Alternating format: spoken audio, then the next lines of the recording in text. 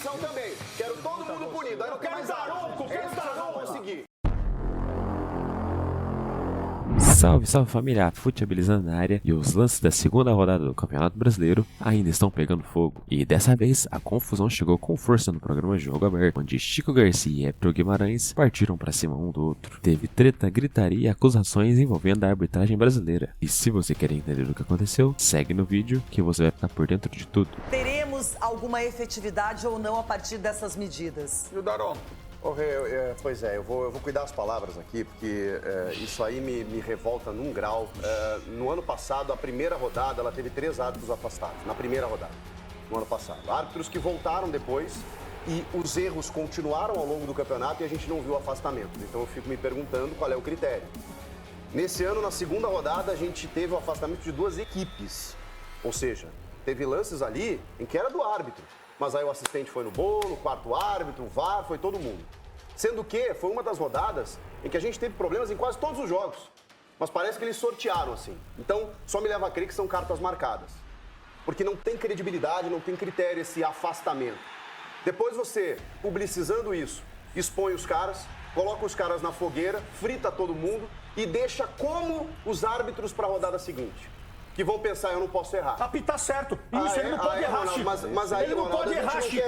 Ele tem que apitar, você tá certo agora. Agora que você acertou, você quer errar. Não, é que ele não pode errar. É que nem o goleiro. O goleiro não pode errar. O zagueiro não pode errar. Ninguém pode errar. Se errar, o zagueiro erra faz parte. Agora errar Mas, gente, vocês não estão entendendo que essas medidas, elas são feitas para deixar quem reclamou, rede social, um barulho enorme, em todos os veículos de comunicação. Como a pressão foi enorme, como os lances repercutiram além do esperado. Mas eles puniram o cara que acertou, Renata. E o cara e o Daronco que errou, eles não puniram. O Daronco tá escapando porque os caras não querem mais punir, cansaram de punir. O Marcelo e a Daiane acertaram, pelo menos na minha opinião. De qualquer forma, é um lance fino. Aí você frita um cara que apitou em campo e, na minha opinião, uma falta. Depois a gente pode discutir cartão ou não, mas o que é isso, gente? A gente quer resolver o problema? Porque o zagueiro, o atacante que é, no outro jogo, eles estão lá. Hoje não, vai afastar todo mundo. Hoje vai afastar todo mundo. Vai pro banco. Vai pro banco, irmão. Não é assim, não. A gente não quer resolver o problema. Não pode errar. A gente não quer. A gente quer que o amiguinho que erra contra o nosso time, ele se dane. E o que acerta contra o nosso time é azar. Não. É isso que a gente quer. Acerta o maior escândalo é que o Corinthians ganhou. Mas o maior escândalo dessa rodada é o 4º gol do Corinthians. Porque a bola não vai pro Yuri. E a bola vem do defensor. E o Yuri volta pro campo de defesa. E os caras conseguem anular um gol inacreditável. O Daronco tá dando. Daronco é queridinho da CBF, todo mundo sabe. Amanhã, e o Alonso também. Quem é punido com isso? O clube. Por quê? Todos os clubes vão ser punidos com erro de arbitragem. Porque vai chegar no fim do campeonato, nossa, faltou um gol pra eu estar na Libertadores, numa pré-Libertadores. Faltou um gol. Você tá e a entrada no Memphis, que tirou ele do jogo de hoje. E a entrada no Memphis, que tirou ele do jogo de hoje. A arbitragem do Daronco. Esse tá mantido. Tá tudo certo. Mas eu gosto de generalizar, sair falando, todo mundo na arbitragem.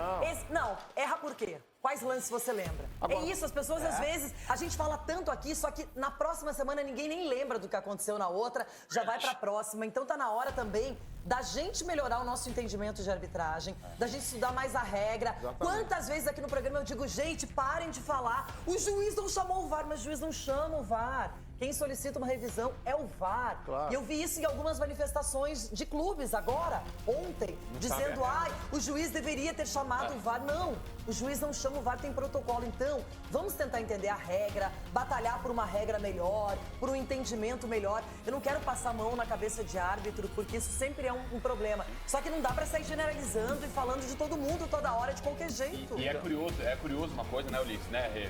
Porque os presidentes agora estão reclamando. As pessoas estão reclamando. Cara, vocês há 2 semanas tem que bater nessa tecla. Aclamaram o Edinaldo Rodrigues, que é o grande responsável, claro, por também comandar a arbitragem, no modo geral, no Brasil. Aclamaram o cara para ser presidente da CBF. E essa aí é uma das maiores corrupção do futebol brasileiro. Aí agora o dirigente quer reclamar. Não tem direito de reclamar agora. Colocou o cara lá, tem que aguentar. Então é uma vergonha, cara. Que diz que não tem dinheiro pra investir na arbitragem, mas tem uma denúncia aí, gente, na revista Piauí, não vou fazer nada. com as benesses, com tudo que está sendo feito. Para isso tem dinheiro. Uma entidade que fatura bilhão anualmente, mas não tem dinheiro para o impedimento semiautomático, para investir na arbitragem. Os árbitros chegam para não chorar. Aplicativo no estádio, no meio da galera. É esse o tratamento que vocês dão para os árbitros. A gente quer cobrar? Eu não vou citar aqui o jogo, mas tem jogo que o árbitro passa no meio da torcida, do clube mandante. É isso. E a torcida do clube mandante, em tom de brincadeira, mas também, pô, imagina, começa a balançar o carro do árbitro. Então o árbitro não pode errar, tá? Tem muito árbitro ruim, arrogante e o cara que apita o erro. Mas aí tem um outro detalhe, o VAR fica numa salinha fechada, com ar-condicionado. Então o VAR, que é aquele que está lá para corrigir possíveis erros notórios de fato em campo, ele também poderia estar mais bem preparado, mais municiado da regra. E o que disseram na primeira rodada é que havia uma recomendação, o Chico pode confirmar ou não, para que o VAR não interferisse tanto nas decisões do campo, que também respeitasse os lances interpretativos do campo. Mas o VAR tem que trabalhar bem também, não é só o árbitro. Mas para quem que a gente tem que recorrer? Nos estaduais eles pediram interferência máxima, então dependendo de onde você apita, é de um jeito. Isso também tá errado. E hoje o comitê consultivo faz tudo videoconferência, né? Então, para quem que a gente tem que recorrer? Quem que é o responsável? Aí que tá, hoje o ano passado a gente falava no CNN, agora... Hoje o coordenador geral é o Rodrigo Sintra. Só que não é ele o chefe máximo, porque existe um comitê do Nicola Rizzoli, do Néstor Pitana, do Sandro Merahit. Os caras eles nem comandam aqui, fora do Brasil. Agora o Chico vai defender os árbitros, falar que os árbitros ganham mal e tal, e em seguida já corta pra treta do Chico com o Everton. Vamos entender o que aconteceu. O árbitro ele ganha 7 mil pra apitar cada jogo. Se ele apitar 6 jogos, tá? 6 jogos no mês, ele ganha 30 mil. Nossa, que baita salário. Realmente, pro país, na nossa desigualdade social, é um baita salário. Mas não tem um jogador que ganha menos, eu tô sendo generoso, menos de 100, 150 mil no campo de jogo. E o árbitro não tem que ganhar mais que o jogador, não é isso que eu tô falando. Na Série mas é o show A, do milhão. Mas é o show do milhão. Tudo é ganhando 1, 2, 3 milhões e o árbitro ganha o quê? Ganha 7 mil, ele não vai respeitar o jogador, ele não tem preparo. E desse dinheiro que ele ganha, ele tem que bancar, ele tem que pagar imposto, ele tem que bancar a passagem dele, a estadia, o preparador físico, o nutricionista, ele tem que pagar tudo do bolso dele. Chico. Tem um árbitro assistindo a gente agora, árbitro da Ativa, me mandou aqui. Estou assistindo. Acho que tudo isso que está acontecendo na arbitragem é reflexo da comissão anterior. A nova comissão tem que urgentemente reformular a rota. O povo está completamente perdido. O povo é a nova comissão. E me dá o Chico aqui ao lado, por favor, pessoal aí, por gentileza, porque ele está me dizendo aqui também que todas as despesas, voo, mais hotel, mais logística de transporte, mais alimentação, tudo é pago pela CBF. Querido Chico, vou chamar o doutor Clodoaldo para você, porque parece que a arbitragem está voando no Brasil.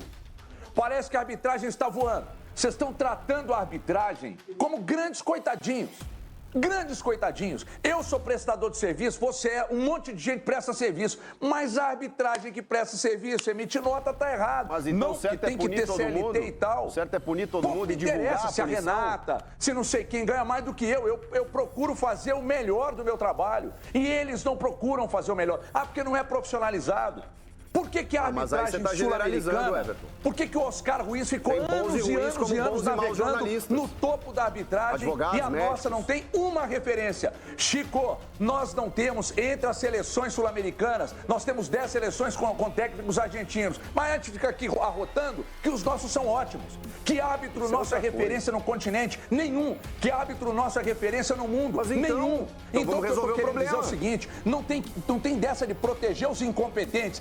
Os incompetentes não podem se estabelecer. Tem um monte de árbitro incompetente que está se estabelecendo porque o comando anterior do quadro de arbitragem da CBF fazia pelos queridos. Estou aqui com o árbitro me dizendo que essa bagunça toda vem muito reflexo da comissão anterior, que era exatamente no comando do seu CNM. Então não dá pra contemporizar. Então afasta os caras, velho. Brigar com a imagem. Não dá pra contemporizar a Daiane Muniz. Sem árbitro não tem jogo. O da Daiane Muniz dizer assim pro Marcelo de Lima Henriques: você está, corretíssima a sua mas ela acertou no lance do Valência. Aí você vai discutir um lance em que a gente discorda, irmão. Ela acertou e ele marcou em campo. Não tá, não. Aí você tá indo para um lance que é interpretativo. Você não tá indo para um lance claro, um erro claro e óbvio. Que o quadro de arbitragem está punindo. Eles estão sendo punidos porque eles cometeram um erro. Isso aí. Eles cometeram um erro. Tá bom, então protegendo vamos sim. punir todo mundo. Eu quero ver a rodada que vem.